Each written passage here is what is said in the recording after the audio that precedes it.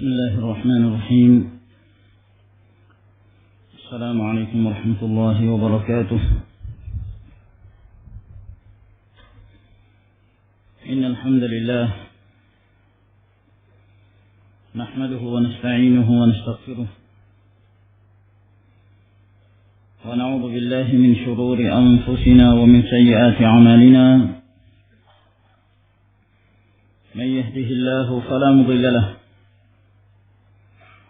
ومن يضلل فلا هادي له، وأشهد أن لا إله إلا الله وحده لا شريك له، وأشهد أن محمدا عبده ورسوله. يا أيها الذين آمنوا اتقوا الله حق تقاته ولا تموتن إلا وأنتم مسلمون. يا أيها الناس اتقوا ربكم الذي خلقكم من نفس واحدة وخلق منها زوجها وبث منهما رجالا كثيرا ونساء، واتقوا الله الذي تساءلون به والأرحام إن الله كان عليكم رقيبا. يا أيها الذين آمنوا اتقوا الله وقولوا قولا سديدا يصلح لكم أعمالكم ويغفر لكم ذنوبكم، ومن يطع الله ورسوله فقد فاز فوزا عظيما. أما بعد، فإن أصدق الحديث كلام الله تعالى، وخير الهدي هدي محمد صلى الله عليه وعلى آله وسلم، وشر الأمور محدثاتها، فإن كل محدثة بدعة، وكل بدعة ضلالة، وكل ضلالة في النار.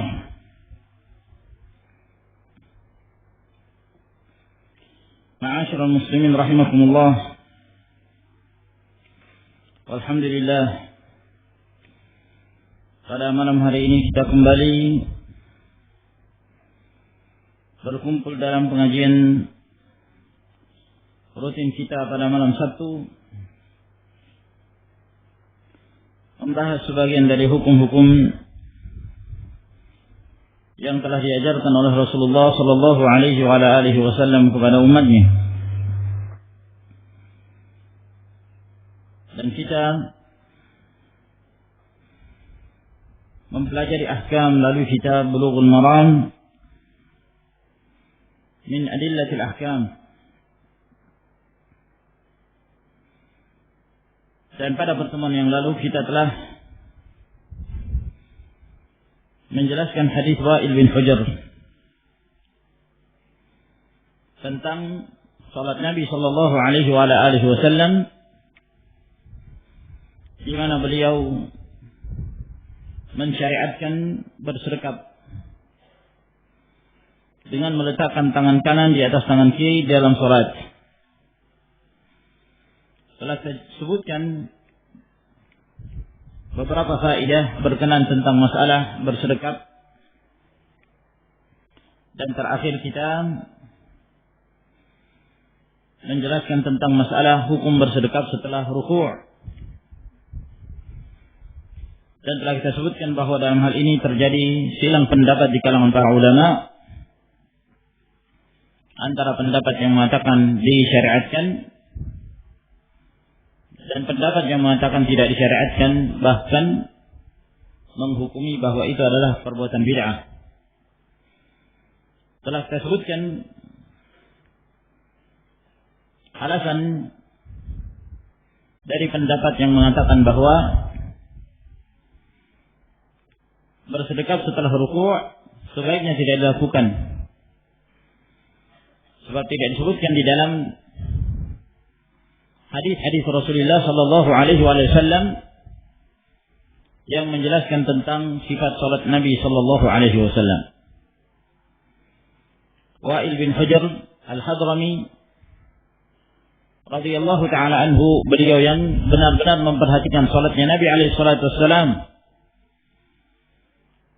Beliau tidak menyebutkan sama sekali tentang bersedekapnya Rasulullah sallallahu alaihi wasallam setelah ruku', padahal sebelum ruku' beliau menyebutkan.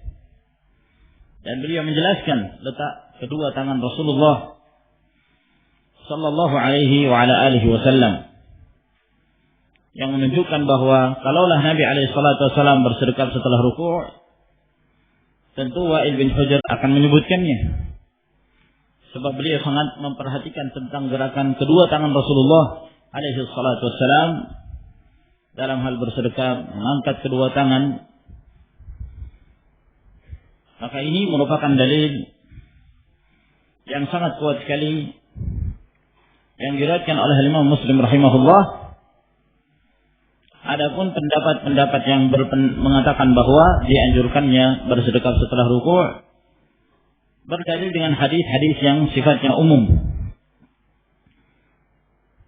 tentang masalah bersedekap. Sementara keumuman tersebut dibawa kepada kekhususan peletakan sedekap tersebut yang telah dijelaskan di dalam rincian hadis-hadis, seperti hadis Wa'il bin Hujr yang menyebutkan sedekap itu sebelum ruku' dan bukan setelah ruku'. Ini wallahu ta'ala alam pendapat yang lebih mendekati kebenaran. Namun kita tidak mengatakan bahwa orang yang bersedekap setelah ruku' dia melakukan bid'ah, atau apalagi kalau sampai dihukumi sebagai ahlul bid'ah, tentunya tidak. Tidak demikian, sebab memang ada saling tarik menarik dalil dalam masalah ini. Sehingga bagi mereka, sebagian para tulabul ilm, setelah mereka melihat dalil dari kedua belah pihak, mungkin mereka lebih condong kepada pendapat yang mengatakan dianjurkannya bersedekap setelah ruku'. Fala ba's, maka tidak mengapa yang demikian. Insyaallah ta'ala.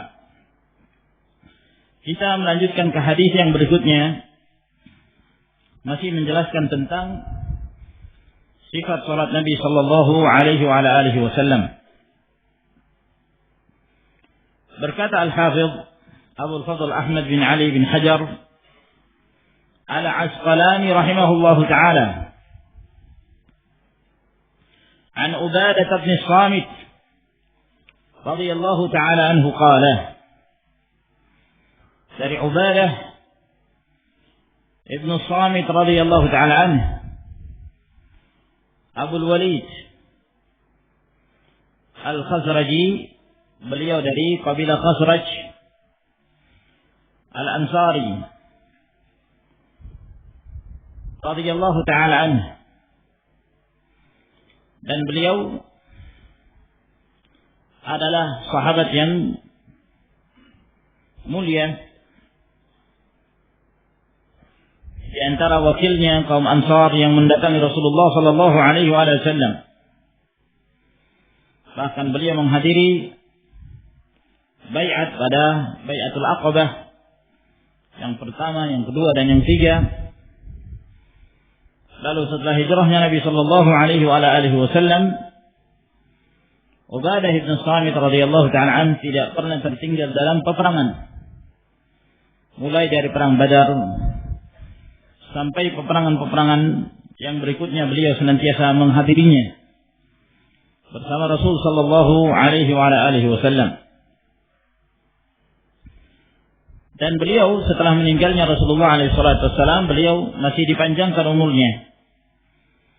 Sehingga pada zaman khilafah Umar bin Al-Khattab radhiyallahu ta'ala anhu, beliau diutus ke negeri Syam untuk menjadi seorang qadhi dan menjadi seorang pengajar di sana. Maka beliau pun tinggal di daerah yang namanya Hims. Kemudian setelah itu beliau pindah ke Palestina dan beliau meninggal di sana. Dalam keadaan beliau berusia 72 tahun.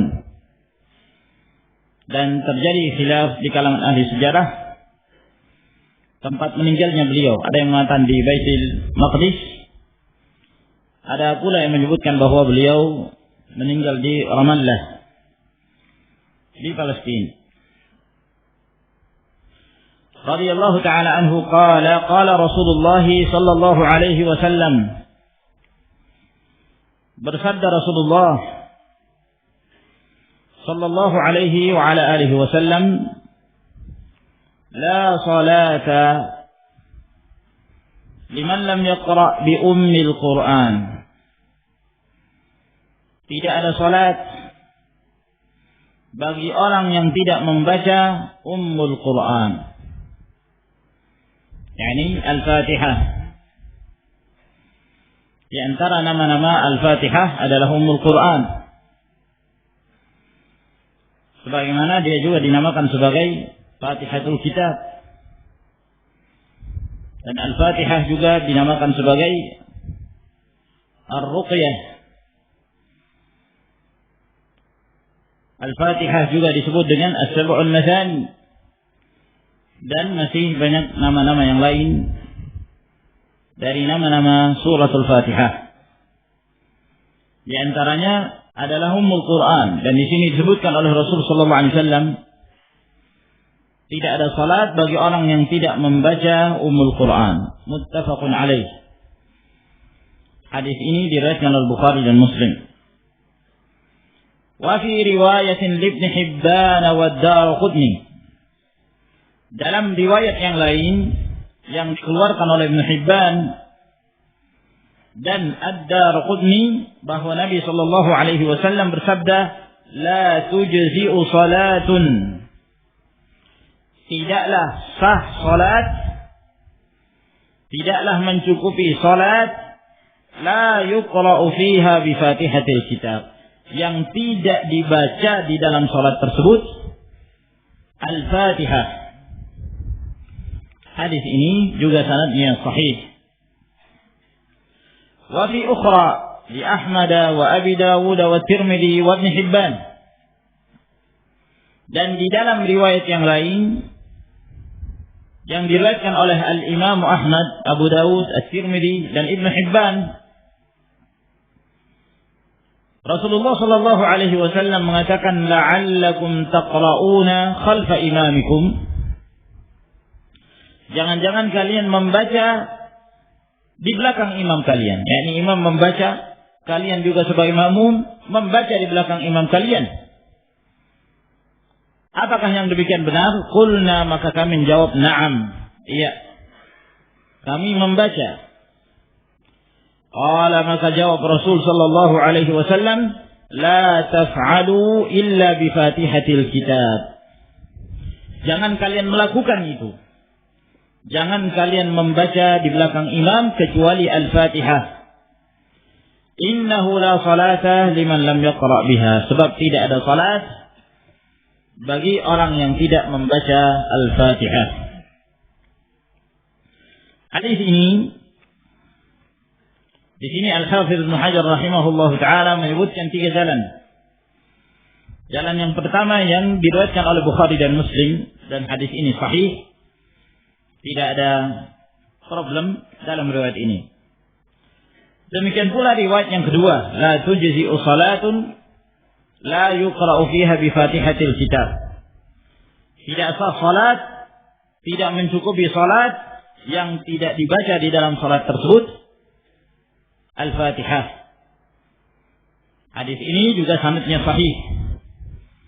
Sedangkan riwayat yang ketiga yang diriwayatkan oleh Imam Ahmad, Abu Dawud, At-Tirmidzi dan Ibn Hibban, bahwa Rasulullah sallallahu alaihi wasallam bertanya kepada para sahabat, jangan-jangan kalian membaca Al-Quran di belakang imam kalian? Maka para sahabat menjawab, na'am, iya benar, kami membaca.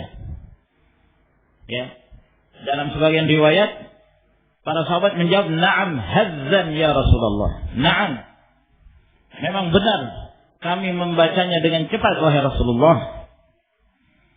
Qala, maka jawab Rasul sallallahu alaihi wasallam, la taf'alu illa bi Fatihatil Kitab.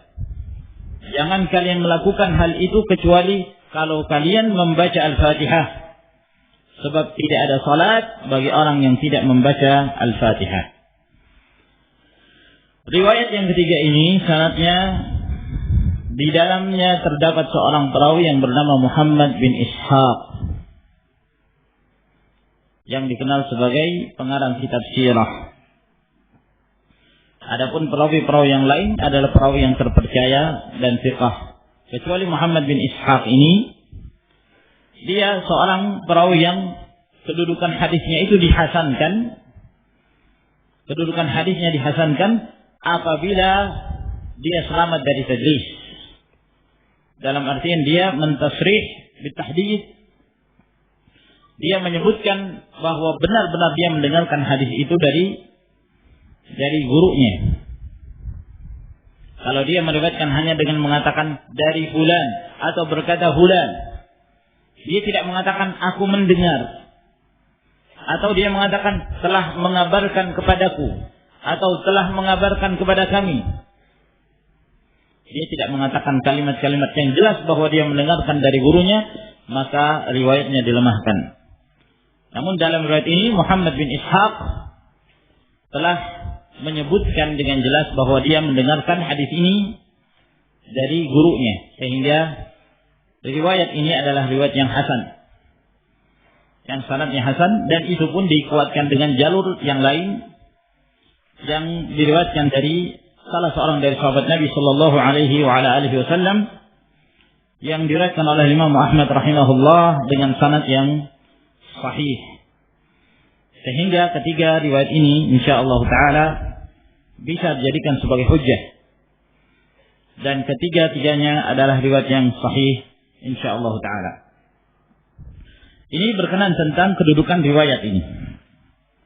Adapun kandungan dari hadis ini, yang pertama hadis Ubadah bin Samit radhiyallahu ta'ala anhu, di mana Rasulullah sallallahu alaihi wasallam menyatakan la salata, tidak ada salat liman lam yaqra bi ummil Quran, bagi orang yang tidak membaca Al-Qur'an, Ummul Quran, Al-Fatihah.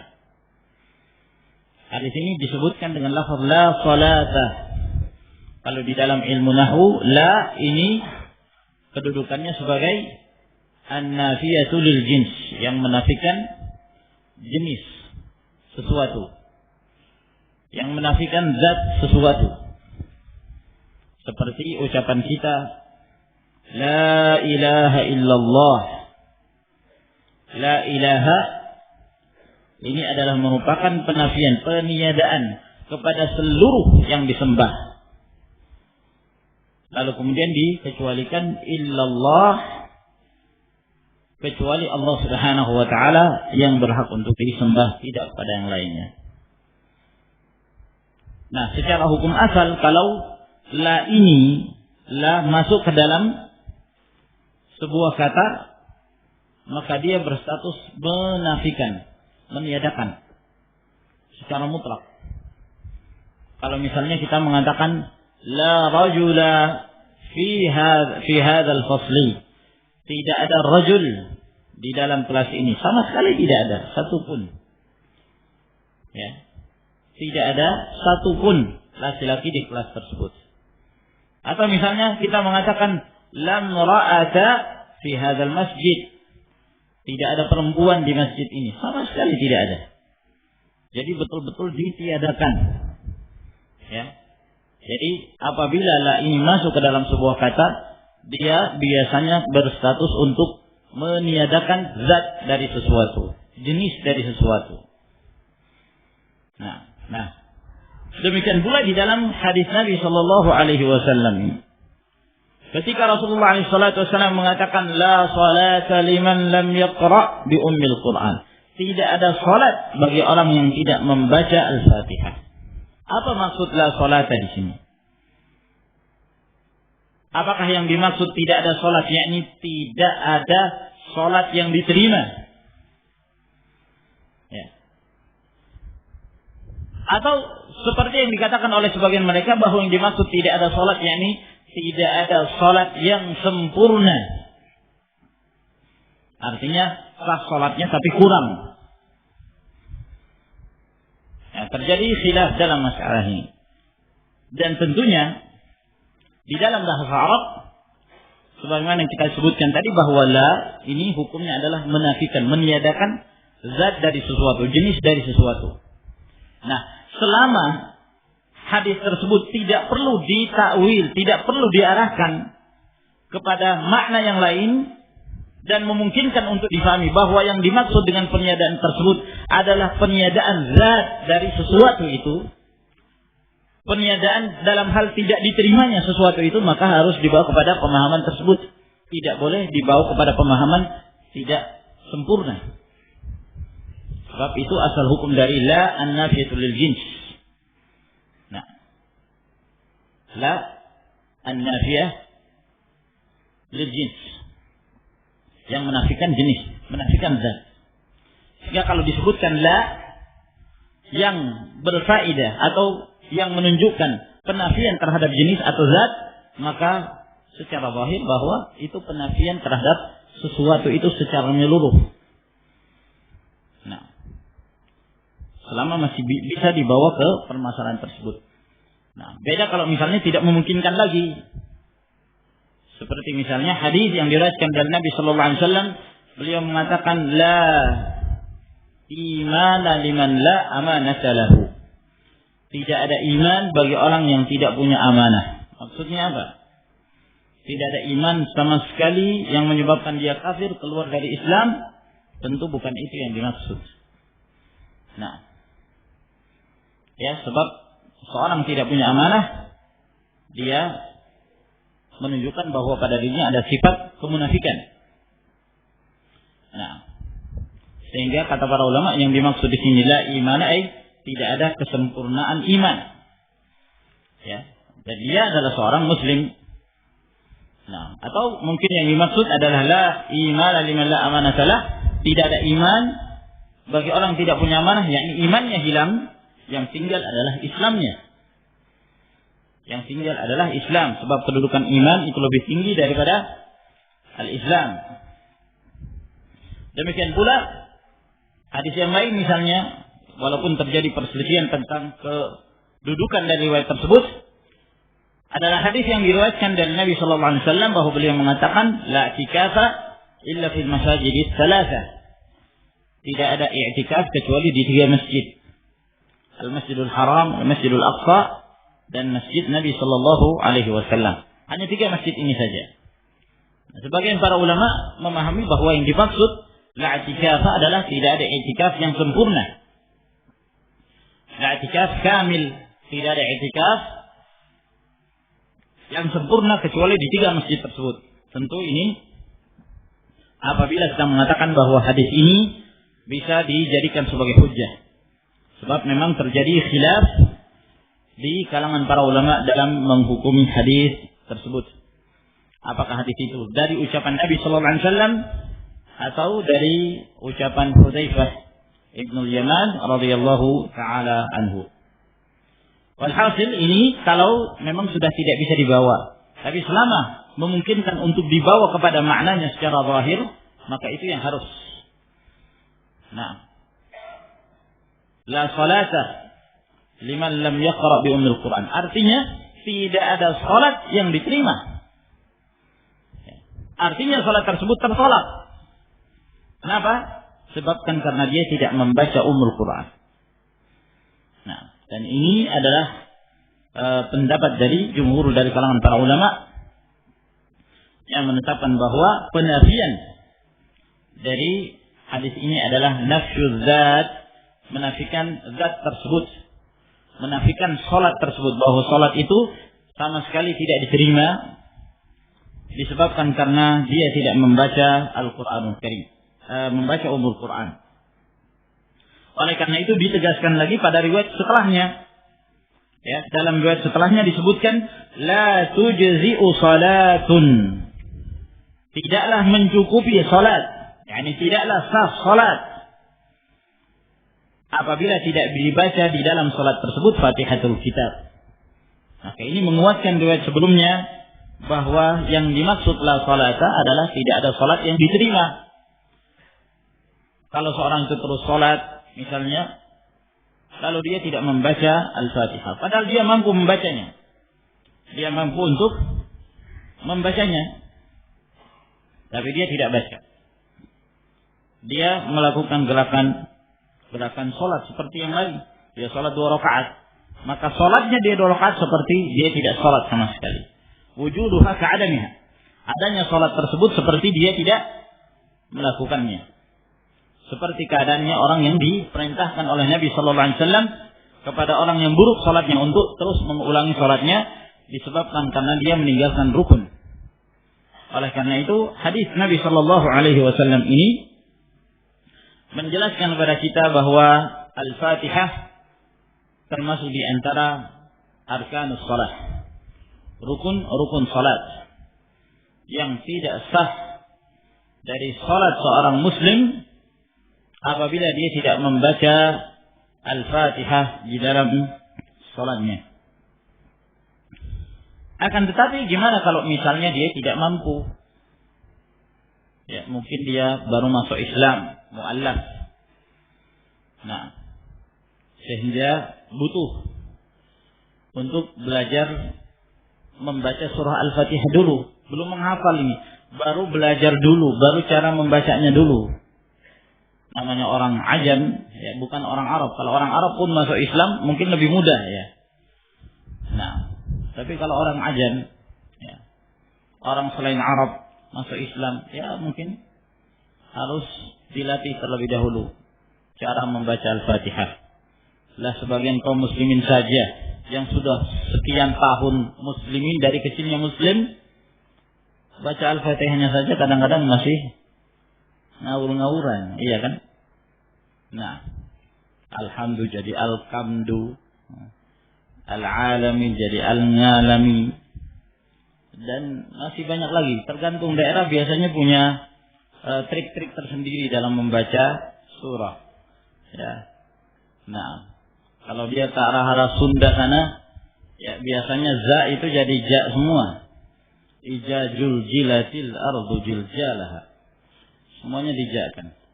Ya, tapi kalau mulai ke timur, za itu jadi sa semua. Isasu silatil ardu. Nah, ya. Dan subhanallah di kalangan Arab juga, ya, orang-orang sekarang mulai terjadi perubahan-perubahan seperti itu. Ya, biasanya qaf jadi ain seperti lahjah Misriyah, itu qaf berubah jadi ain. Di sebagian Yaman qaf dirubah jadi ra. Nah, sehingga sebagian mereka membaca surah Al-Qadar, inna anzalnahu fi lailatul qadar. Qadar, ya, bukan qa tapi ra. Nah, itu sangat berbahaya sekali dari sisi makna, merusak. Ya, qadar itu artinya tipuan, ya, menipu, mengingkari janji. Ya. Sehingga Lailatul Qadar jadi Lailatul Qadar. Nah, jadi sangat fatal sekali akibatnya. Nah, walhasil pembicaraan kita adalah tentang seorang yang tidak mampu membaca Al-Fatihah. Apa yang harus kita anjurkan kepada dia? Dalam hal ini, ma'asyiral ikhwah rahimakumullah, ada hadis yang diriwayatkan oleh Abu Dawud, Al-Imam Al-Baihaqi, Al-Imam Tirmidzi, yang datang dari hadis Abdullah bin Abi Aufa. Ketika ada seorang datang kepada Rasulullah sallallahu alaihi wasallam, lalu kemudian dia mengatakan, ya Rasulullah, inni la astati'u an aqra syai'an min al-Qur'an. Sesungguhnya aku tidak mampu membaca sedikit pun dari Al-Qur'an Karim. Maka Rasulullah sallallahu alaihi wasallam mengatakan padanya, ucapkan di dalam salatmu itu, subhanallah walhamdulillah wa la ilaha illallah wallahu akbar wa la haula wa la quwwata illa billah. Maka itu sudah mencukupi pengganti dari Al-Fatihah. Nah, tapi kalau misalnya dia mengatakan, ya, surah Al-Fatihah saya belum hafal, tapi artinya sudah, ya, artinya berbahasa Indonesia sudah hafal. Apakah boleh bagi dia membaca suratul Fatihah dengan bahasa Indonesia? Ya. Bismillahirrahmanirrahim misalnya, yang mengatakan dengan menyebut nama Allah, Maha Pengasih, lagi Maha Penyayang, dan seterusnya. Apakah boleh? Ya, memang ada sebagian pendapat di kalangan para ulama yang membolehkan hal tersebut. Dari pendapat Al-Hanafiyah, ya, sebagian mereka ada yang mengatakan boleh kalau misalnya dia sudah tidak mampu dengan bahasa Arab. Ada lagi yang mengatakan boleh walaupun dia mampu membaca dengan bahasa Arab, boleh dengan menggunakan bahasa yang lain. Namun yang sahih dalam hal ini adalah pendapat jumhur dari kalangan para ulama bahwa tidak diperbolehkan kecuali dengan bahasa Arab. Sebab Al-Quran itu adalah bahasa Arab. Nah, inna anzalnahu Qur'anan Arabiyyan. Sesungguhnya kami telah menurunkan Al-Quran Karim ini dalam bahasa Arab. Kalau dibahasakan dengan bahasa yang lainnya, bukan Al-Quran namanya. Dan bukan Al-Fatihah, terjemahan dari Al-Fatihah. Sehingga tidak diperbolehkan. Tidak diperbolehkan seorang itu membaca selain dari bahasa Arab sebagaimana yang telah diturunkan oleh Allah Subhanahu wa taala kepada Rasulnya sallallahu alaihi wa alihi wasallam. Kemudian di dalam hadis ini, hadis Ubadah bin Samit, Rasul sallallahu alaihi wasallam mengatakan la salata liman lam yaqra bi ummil Quran. Tidak ada salat bagi orang yang tidak membaca Ummul Quran. Berarti menunjukkan bahwa Al-Fatihah itu adalah salah satu rukun salat. Nah, permasalahan yang berikutnya, kalau kita telah mengetahui bahwa Al-Fatihah merupakan salah satu dari rukun salat, apakah wajib untuk dibaca setiap rakaat ataukah cukup satu rakaat saja? Rakaat pertama saja misalnya. Ya. Karena di sini Rasul sallallahu alaihi wasallam menyebutkan secara umum tidak ada salat bagi orang yang tidak membaca Al-Fatihah. Nah, dia sudah membaca Al-Fatihah pada rakaat yang pertama misalnya. Berarti sudah terlepas kewajiban. Ya kan? Dia sudah membaca pada rakaat yang pertama. Dia sudah membaca Al-Fatihah. Berarti telah gugur kewajiban dia untuk membaca Al-Fatihah yang berikutnya. Ini yang dipahami oleh sebagian para ulama. Ya, sehingga ada sebagian pendapat yang itu diriwayatkan oleh Al-Hasan Al-Basri rahimahullah ta'ala, beliau mengatakan kalau dia membaca Al-Fatihah pada satu rakaat maka sudah mencukupi. Ya, tidak wajib bagi dia untuk membaca di rakaat-rakaat yang berikutnya. Ada lagi pendapat yang mengatakan, dan itu dinukilkan dari Sufyan Ats-Tsauri dan yang semisalnya, mereka mengatakan bahwa yang wajib adalah 2 rakaat pertama. Wajib membaca Al-Fatihah pada 2 rakaat yang pertama. Adapun yang berikutnya, rakaat yang ketiga atau rakaat yang keempat, hukumnya tidak wajib. Ini juga sebagian pendapat, dan kedua pendapat ini adalah pendapat yang lemah. Ya, yang benar adalah pendapat mayoritas jumhur dari kalangan para ulama bahwa membaca Al-Fatihah hukumnya wajib, hukumnya rukun dari rukun salat pada setiap rakaat. Pada setiap rakaat. Sebab Rasul sallallahu alaihi wa ala alihi wasallam ya, itu terkadang menyebut kata salat yang dimaksud rakaat. Kata salat yang dimaksud rakaat. Jadi makna dari hadis Ubadah, la salata liman lam yaqra bi ummil Quran, yakni la salata fi raka'ah.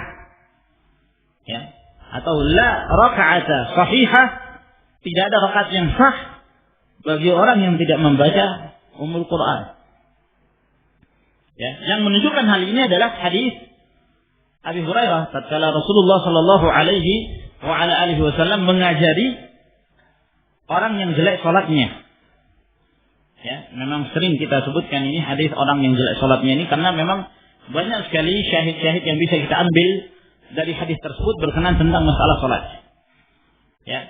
Nah, hadis Abi Hurairah ini tatkala Rasul sallallahu alaihi wasallam mengajari orang yang berkali-kali dia mengerjakan salatnya tetap saja diperintahkan oleh Nabi sallallahu alaihi wasallam mengulangi salatnya. Lalu diajarkanlah oleh Nabi alaihi wasallam. Kata beliau, "Idza qumta ila shalah fa asbigh al-wudu, thumma istaqbil al-qiblata fakabbir." Apabila engkau hendak mengerjakan salat, maka sempurnakan wudu'mu, kemudian menghadap kiblatlah, lalu bertakbirlah, lalu setelah itu baca yang mudah dari Al-Quran Karim, dalam bacaan lain setelah itu bacalah Al-Fatihah, kemudian yang engkau hafal dari ayat-ayat Allah Subhanahu wa taala dan seterusnya. Jadi beliau mengajarkan 1 rakaat. Kemudian kata Rasulullah alaihi salatu wasallam, "Tsumma fa'al dzalika fi salatika kulliha." Kemudian kerjakan itu yang telah aku ajarkan kepadamu tadi pada salatmu seluruhnya. Maksudnya apa? Pada rakaat salatmu seluruhnya.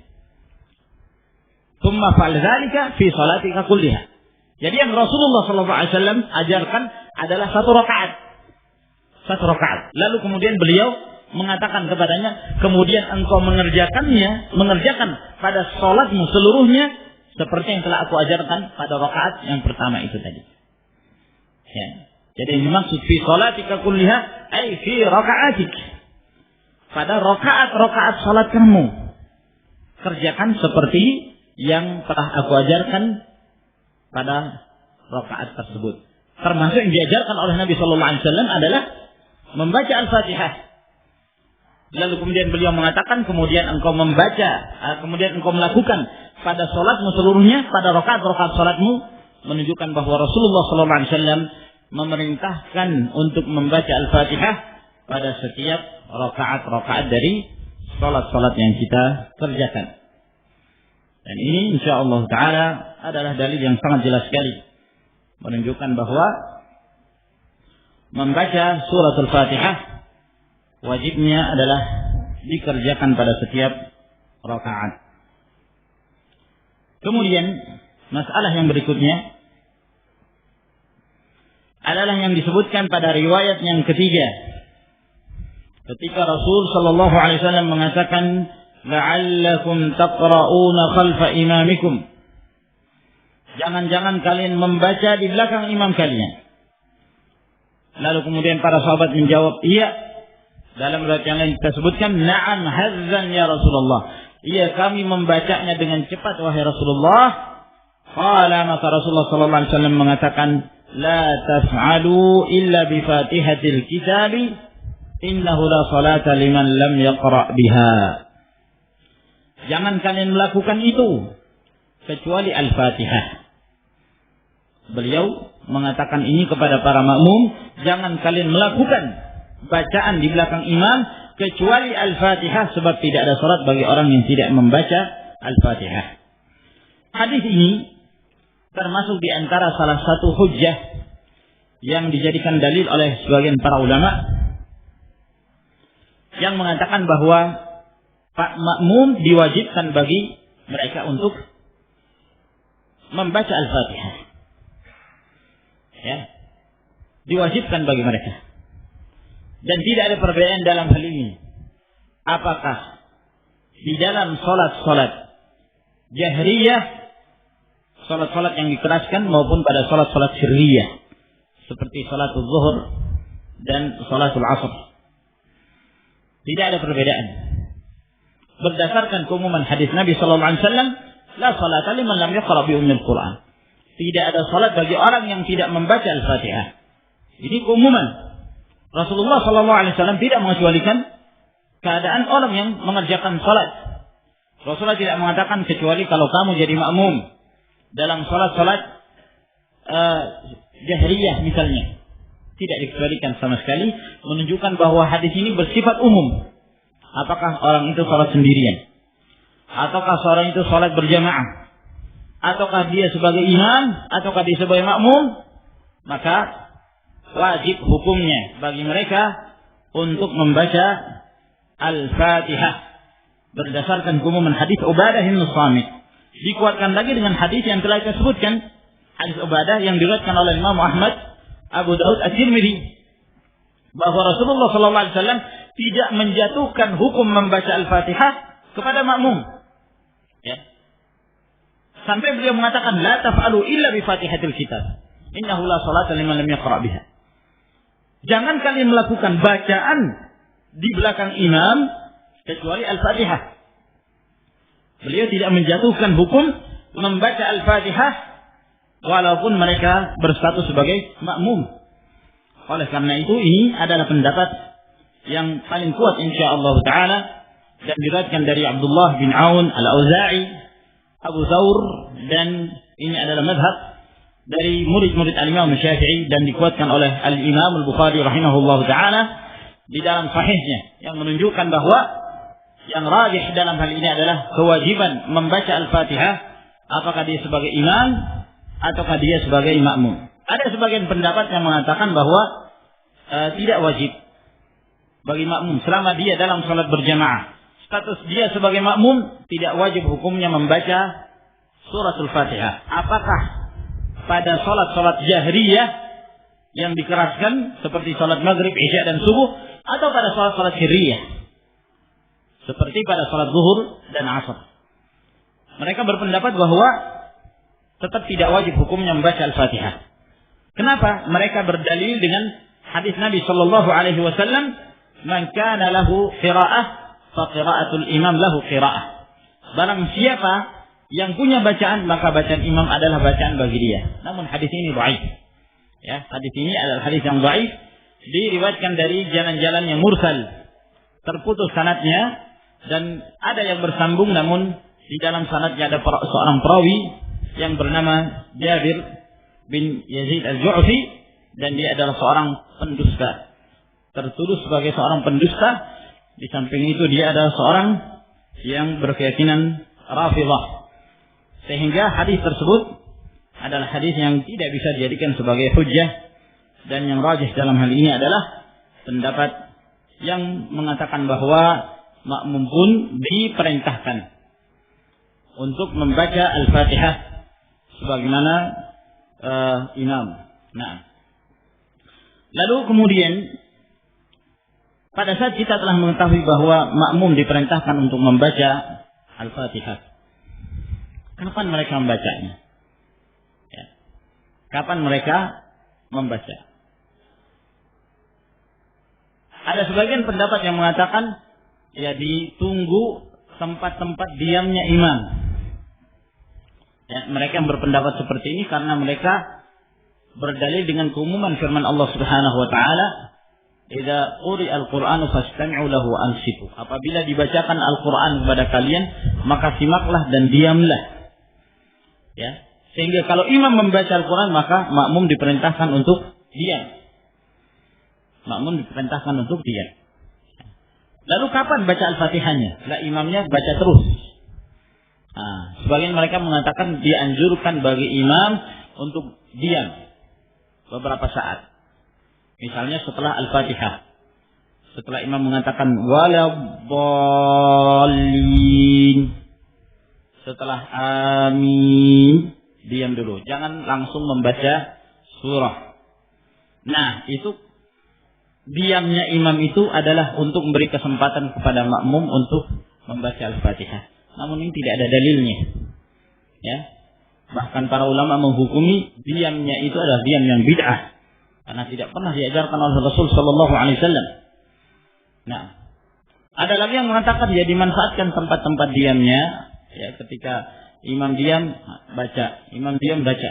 Nah, namun dalam hal ini ya wallahu ta'ala alam, diperbolehkan seorang itu membaca Al-Fatihah. Sebab Rasul sallallahu alaihi wasallam telah mengecualikan, la taf'alu, jangan kalian melakukan bacaan di belakang imam kecuali Al-Fatihah. Berarti telah dikhususkan. Maka firman Allah Subhanahu wa taala yang menyatakan, "Idza quri'al Qur'an fastami'u lahu wa ansitu." Kalau dibacakan kepada kalian Al-Qur'an, simaklah dan diamlah. Itu telah dikhususkan dengan Al-Fatihah apabila seorang berstatus sebagai makmum, ya, di belakang imam. Telah dikhususkan oleh Nabi alaihissalam. Jangan kalian melakukan, jangan kalian membaca di belakang imam kecuali Al-Fatihah.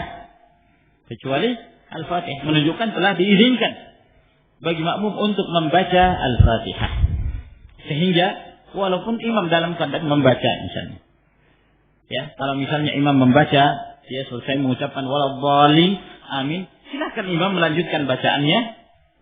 Maka makmum yang belum membaca Al-Fatihah, dia tetap membaca Al-Fatihah. Ya. Seperti yang dilakukan oleh sahabat, Hazzan ya Rasulullah. Iya, kami membacanya dengan cepat wahai Rasulullah. Ya, maka kita baca ya dengan cepat. Lalu kemudian setelah itu kita kembali mendengarkan bacaan imam. Nah, atau misalnya Di saat imam membaca Alhamdulillahirabbil alamin, nah, kita langsung baca Alhamdulillahirabbil alamin. Ar-Rahmanir Rahim, Ar-Rahmanir Rahim. Maliki yaumiddin, Maliki yaumiddin. Terus sampai wal-dhalim, kita mengucapkan amin, baru kemudian kita lanjutkan. Nah, dan ini insyaallah taala yang sahih, dan ini juga dikuatkan oleh As-Sun'ani, ya, pengarang Subulus Salam, yang mensyarah, dan beliau berhujjah dengan beberapa riwayat, di antaranya hadis Ubadah bin Samit radhiyallahu ta'ala yang dikeluarkan oleh Abu Dawud, yang menunjukkan bahwa para makmum mereka membaca Al-Fatihah di belakang Rasul sallallahu alaihi wasallam, sehingga pada waktu itu Rasulullah merasa terganggu dengan bacaan makmum.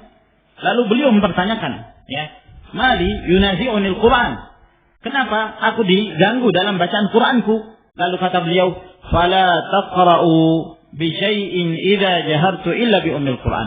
Jangan kalian membaca sesuatu pada saat aku mengeraskan bacaan Al-Fatihah, mengeraskan bacaan Al-Quran, kecuali Ummul Quran, kecuali Al-Fatihah. Telah diizinkan oleh Nabi sallallahu alaihi wa ala alihi wasallam untuk membaca suratul Fatihah apabila mereka berstatus sebagai makmum. Dan ini ma'asyiral muslimin rahimakumullah, beberapa hukum-hukum berkenaan tentang masalah membaca Al-Fatihah.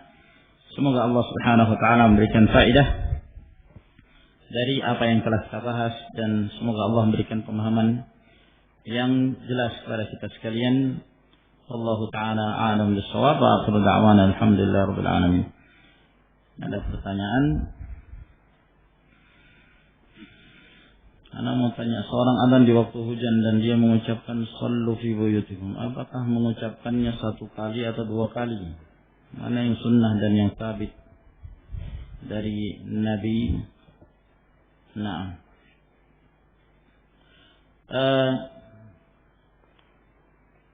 mengucapkan sallu fi buyutikum atau sallu fi rihalikum atau as-salatu fir rihal atau ala sallu fi rihal, seluruhnya sabit dari Nabi sallallahu alaihi wa ala alihi wasallam, dan boleh diucapkan setelah mengucapkan asyhadu anna Muhammadar Rasulullah, ya. Dan sedikit tanbih tentang masalah ini, bahwa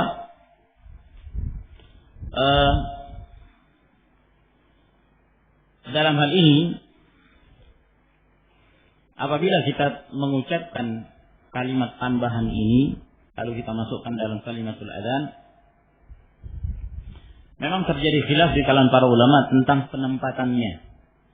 Namun semua harus dikembalikan pada hadis, dan hadis-hadis yang datang dari Rasul sallallahu alaihi wasallam, riwayat Bukhari Muslim, ada yang diriwayatkan Bukhari secara khusus, ada yang diriwayatkan oleh Imam Muslim dengan beberapa lafaz yang berbeda, datang dari hadis Abdullah bin Abbas, juga datang dari hadis Abdullah bin Umar radhiyallahu ta'ala anhum, yang menunjukkan bahwa diperbolehkan mengucapkan kalimat ini setelah mengucapkan asyhadu anna Muhammadar Rasulullah.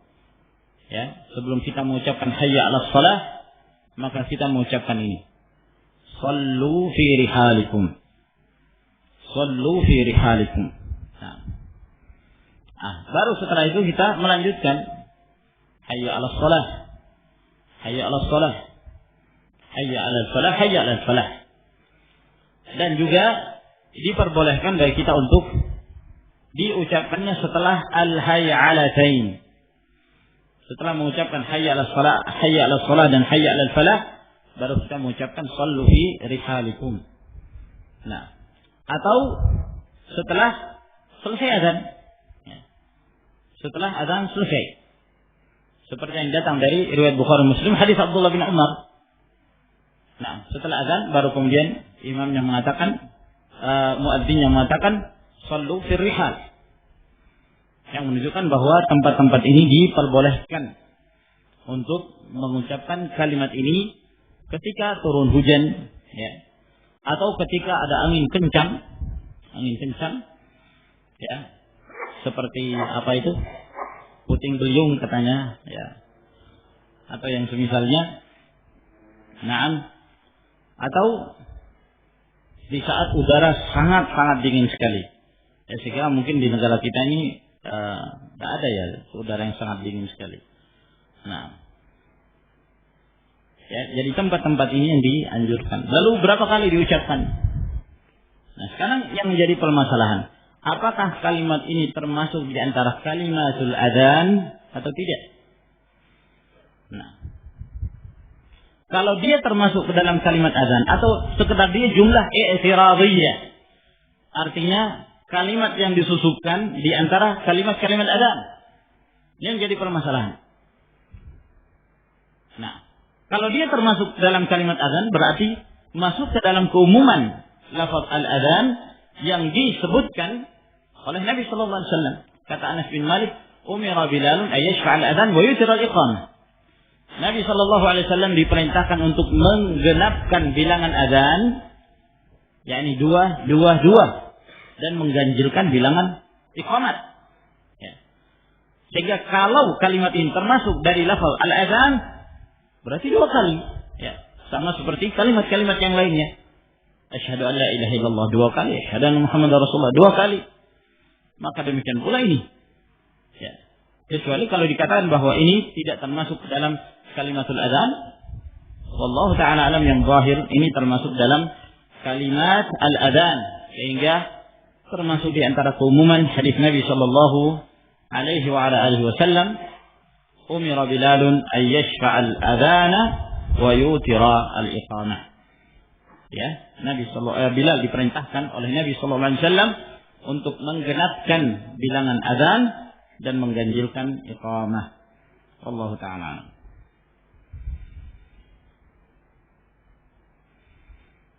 Apa pendapat Ustaz bagi orang yang menyatakan dakwah salafi adalah dakwah yang keras, yang sering mentahdzir, sehingga mereka mengatakan kami mengambil jalan tengah-tengah. Nah, jalan tengah ini lewat mana ini? Nah, ya, kerasnya mana kerasnya? Tadi ada kekerasan nggak? Selama perjalanan ta'lim kita antara maghrib dan isya, ada kekerasan nggak tadi? Allahumma musta'an. Ya, biasalah. Kalimat yang seperti ini sudah sering kita dengarkan, ya. Nah, dan orang-orang seperti ini cukup kita menjawab dengan syair, ya. Perkataan seorang penyair yang mengatakan, "Yashtumuni 'abdu bani Misma'in, fasuntu anhu an-nafs wal 'irda, wa lam ujibhu lihtiqari lahu, man dha ya'uddu al-kalba in 'adda." Ya, Banu Abdi Misma' ini mencela aku, ya. Kata penyair ini. Anak-anaknya Abdu Misma'. Dia mencela aku, dia mengejek, ya, melontarkan ejekan kepadaku. Maka aku pun memelihara diriku dan kehormatanku. Walam ujibhu li'tiqari lahu. Saya tidak perlu menjawab ejekan dia, olokan dia, karena saya menganggap dia itu orang rendah, gitu. Man dha ya'udul kalba in Allah. Siapa yang mau balas gigitan anjing kalau anjing menggigit? Kalau anjing gigit antum balas juga menggigit? Ya tentunya enggak. Nah, ya sudahlah, biar, ya, istilahnya anjing menggonggong, tapi tetap berlalu. Ya. Semua harus dibuktikan. Ya. Keras dalam hal apa? Ya. Nah, karena keras itu suatu sifat yang istilahnya nisbi. Nah, boleh jadi bagi seorang ini keras, bagi yang lain itu tidak keras. Nah, ya sekarang silahkan ditunjukkan dari sisi mana kekerasan dakwah salafiyah. Apakah pernah ahlu sunnah itu ustaz-ustaznya menganjurkan kepada santrinya atau kepada para ikhwan untuk melakukan kekerasan, merampok bank misalnya, merampok di bank-bank, ya. Ternyata tidak ada. Yang kita ketahui para teroris yang kerjaannya seperti itu, ya. Nah, menganggap halal harta mereka. Allahumma musta'an. Ketika berihram, seorang wanita dilarang memakai niqab atau cadarnya. Namun ada hadis dari Aisyah radhiyallahu anha yang menceritakan bahwa beliau menutup wajahnya ketika ada laki yang lewat dekat mereka. Lalu apa yang sebaiknya dilakukan oleh seorang wanita yang biasa bercadar ketika ihram? Karena bisa jadi selama ihram selalu bercampur dengan laki-laki ajnabi, mungkin di pesawat, di bis dan lain-lain. Apakah harus tetap menutup wajahnya ataukah dibiarkan saja terbuka sampai ia tahallul? Nah, jadi yang dilarang oleh Nabi Shallallahu Alaihi Wasallam adalah menggunakan an-niqab. Yang dimaksud an-niqab itu adalah kain yang memang dirancang khusus untuk wajah, menutupi wajah, atau yang biasa kita sebut dengan cadar. Ya. Ini yang dilarang, ini yang tidak diperbolehkan bagi para wanita yang sedang ihram. Bukan ya, kain yang dari atas jilbabnya diturunkan, yang biasanya orang mengatakan purda. Ya, itu diperbolehkan dan itulah yang dilakukan oleh Aisyah radhiyallahu ta'ala anha dan para wanita sahabiyat ketika ada orang-orang asing yang bukan mahram mereka lewat di hadapan mereka. Mereka sadalat ihdana jilbabaha ala wajhiha. Salah seorang kami pun menurunkan jilbabnya ke wajahnya. Ini yang boleh. Ya. Biasa kan pernah lihat sesuatu yang di kain dari atas diturunkan. Nah, biasanya kalau jilbab para wanita sekarang sudah pakai cadar, kemudian ada untuk menutup matanya misalnya. Ya. Orang biasa mengistilahkan purda. Itu boleh. Yang tidak boleh adalah perancangan khusus. Ya. Dirancang untuk menutup wajah, yang disebut dengan cadar. Sama tangan. Tangan tidak boleh pakai kaos tangan. Tidak diperbolehkan. Tapi apakah harus ditutup ketika ada yang bukan mahram? Iya, tetap harus ditutup. Dari mana? Ya jilbabnya. Jilbab yang menutupi tangannya. Yang tidak boleh kalau dia menggunakan rancangan khusus, ya, kain yang dirancang khusus untuk menutupi tangan. Itu kaos tangan. Itu tidak diperbolehkan. Jadi jangan kita kemudian salah paham terhadap hadis Aisyah radhiyallahu taala anha. Apabila seorang sholat malam witir 9 atau 11 rakaat, dia salam setiap 2 rakaat. Apakah boleh bagi dia untuk membaca doa iftitah setiap kali takbiratul ihram? Boleh.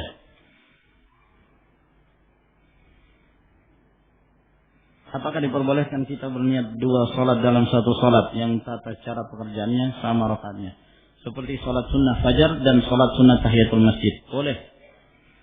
Sebab yang diinginkan dari sholat tahiyatul masjid adalah 2 rakaat. Kalau dia berniat untuk sholat sunnah fajar di masjid 2 rakaat, maka dia telah mengerjakan sholat tahiyatul masjid. Bolehkah kita memberikan nama kepada kita dengan nama kunyah, tapi kita belum punya anak, dan apa hukumnya? Boleh. Abu Hurairah tidak punya anak waktu itu.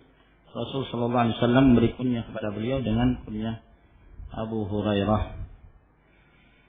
Nah, apa hukumnya bersedekap di lambung sebelah kiri? Karena Anda sering melihat orang bersedekap dengan cara tersebut. Adakah dalilnya? Ya, tanyakan pada dia. Apa lambungnya sakit, kena penyakit mah atau gimana? Ya, apakah ada dalilnya? Wallahu a'lam. Apakah boleh sholat berjamaah di rumah? Karena kebiasaan di kampung sholat zuhur jam 1.30, sedang asar jam 5. Ini masih waktu asar, masih waktu zuhur. Ya, tetap sholat berjamaah.